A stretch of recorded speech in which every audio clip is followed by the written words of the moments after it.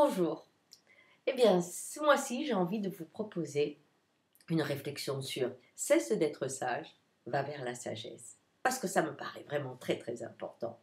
Être sage, c'est le conditionnement dans lequel vous avez été depuis que vous êtes jeune. Hein? Sois sage. Certains l'ont été, d'autres l'ont été moins. Mais c'est quand même un souci. Et quand on grandit, on dit oh, cette personne est bien, très bien. Qu'est-ce que cela veut dire? Ça veut dire que vous êtes adapté à la loi extérieure. C'est-à-dire que le monde de l'autre, vous savez vous y assimiler. Alors cela peut être intéressant, bien entendu, mais ça peut devenir tyrannique. C'est-à-dire qu'à être sage, il faut que je m'adapte à tout le monde. Et moi, je suis qui? Et cela devient aussi difficile parce que l'autre est la loi et la mienne. Est-ce que j'y ai accès? Donc, être sage est vraiment être esclave. C'est ça. Et pour devenir un homme libre, il faut aller vers la sagesse. Et la sagesse, c'est découvre qui tu es. Parce que quand je sais qui je suis, je connais ma loi. Si je suis un loup et que je rencontre un dauphin, même s'il me propose plein de fois d'aller traverser l'Atlantique avec lui ou pas l'Atlantique, enfin une mer chaude, je ne vais pas le suivre. Parce que je suis un loup. J'ai aucune envie de créer un radeau pour faire comme lui. Pas du tout. Je suis un loup. Donc, savoir qui je suis a aussi quelque chose d'intéressant. C'est que ça me permet d'accepter que l'autre soit différent et de rentrer dans la sagesse de la tolérance. Alors, comme j'adore travailler avec les structures amérindiennes qui ont cette possibilité de voir le monde dans un cercle, je vais vous donner l'exemple que vous connaissez sûrement de être sage. Eh bien, quand vous avez affaire à un mari, à un parent, ou bien à un patron, hein, ou un client pour certains, qui ont de l'autorité, il vous arrive sûrement, certaines fois, de vous sentir régressé, d'avoir plus rien dans la tête, d'être paralysé, de ne pas pouvoir répondre.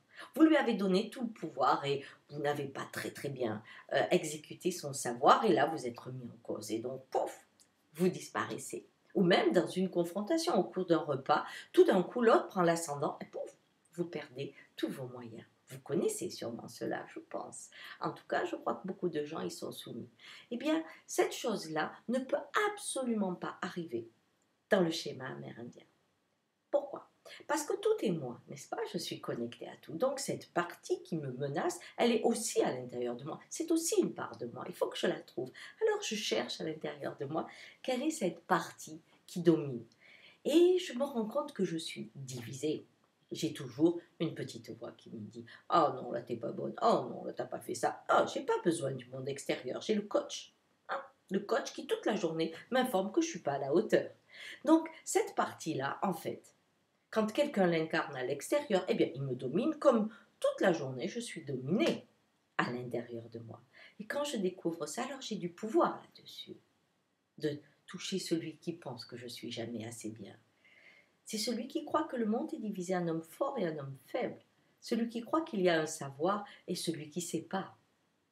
Alors que dans le monde amérindien, c'est du multiple que vient le un, ce qui veut dire que tous les savoirs sont différents et que c'est cette musique de toutes ces différences qui font l'unité. Prenez la plage, par exemple. Eh bien, tous les grains de sable sont différents et ça vous donne la plage. Prenez la neige, tous les flocons de neige sont différents et ça vous donne la neige. Donc, du multiple, du différent vient l'unité. Alors, du coup, celui qui est en face de moi, eh bien, n'est plus qu'une voix parmi tant d'autres. Et si chacun respecte son champ, alors on sera surpris de cette unité. Faire que des bleuets dans un jardin, mon Dieu, quelle tristesse. Vous ne croyez pas? Eh bien, c'est cette route de la sagesse que je vous propose en 4 étapes, ou 3, je ne sais pas encore. Je vous propose d'aller vous délivrer du regard des autres qui se trouvent à l'intérieur de vous et de faire ami avec lui afin d'avoir la capacité de faire votre champ dans l'unité. Parce que, à mesure que vous vous réconciliez à l'intérieur, l'unité, cette vibration, eh bien, vient dans le monde. Et je crois que c'est ce qui peut l'aider à changer. À très bientôt peut-être. En tout cas, je vous attends avec joie. J'ai vraiment envie de faire cette route. Au revoir.